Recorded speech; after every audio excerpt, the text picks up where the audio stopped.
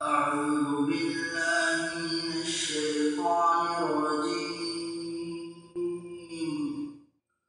بسم الله الرحمن الرحيم.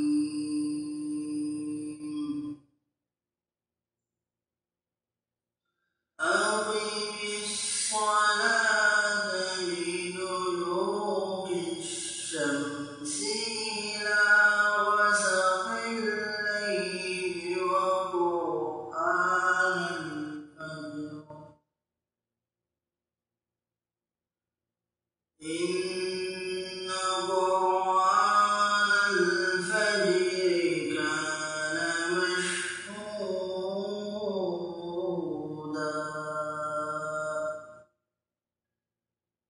ومن الليل فتهجد به نافلة لك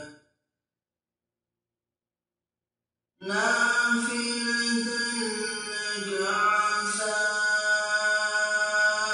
أن يبعثك ربك مقاما محمودا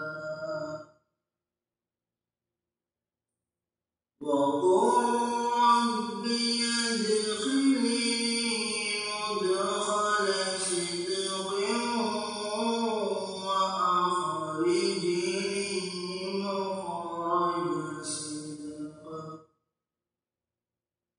مخرج صدق واجعل لي من لدنك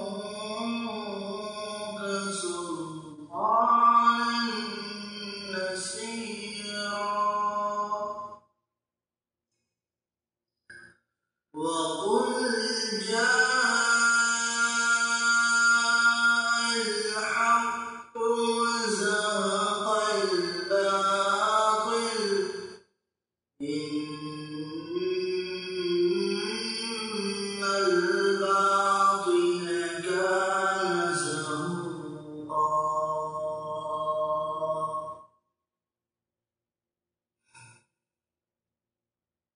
وننزل من القرآن ما هو شفاء ورحمة للمؤمنين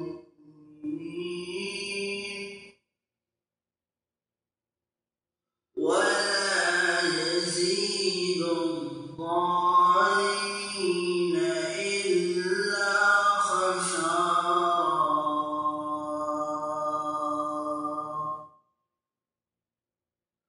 وإذا أنعمنا على الإنسان أعرض ونأى بجانبه وإذا مسه الشر كان يئوسا كل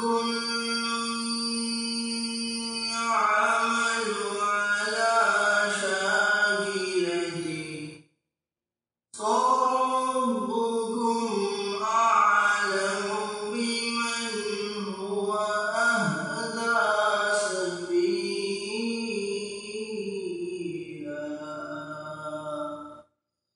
ऐ मोहम्मद सल्लल्लाहु अलैहि वसल्लम, सूरज के ढलने से रात के अंधेरे तक ज़ोहर, असर, मगरिब, इशा की नमाजें और सुबह को कुरान पढ़ा करो, क्योंकि सुबह के वक्त कुरान का पढ़ना मूजिबे हुजूर मलाइका है। और बाज हिस्सा शब में बेदार हुआ करो और तहज्जुद की नमाज पढ़ा करो। ये शब खेजी तुम्हारे लिए सबब ज़ियादत है। करीब है कि अल्लाह तुमको मकाम महमूद में दाखिल करे। और कहो कि ऐ परवरदिगार, मुझे मदीने में अच्छी तरह दाखिल कीजो और मक्के से अच्छी तरह निकालियो और अपने हाथ से जोरो कुव्वत को मेरा मददगार बनाइयो।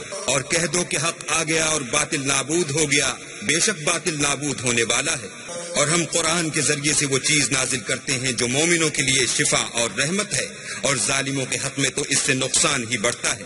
और जब हम इंसान को नेमत बख्शते हैं तो रूह गर्दा हो जाता اور پہلو پھیر لیتا ہے، اور جب اسے سختی پہنچتی ہے تو نا امید ہو جاتا ہے۔ کہہ دو کہ ہر شخص اپنے طریق کے مطابق عمل کرتا ہے، سو تمہارا پروردگار اس شخص سے خوب واقف ہے جو سب سے زیادہ سیدھے رستے پر ہے۔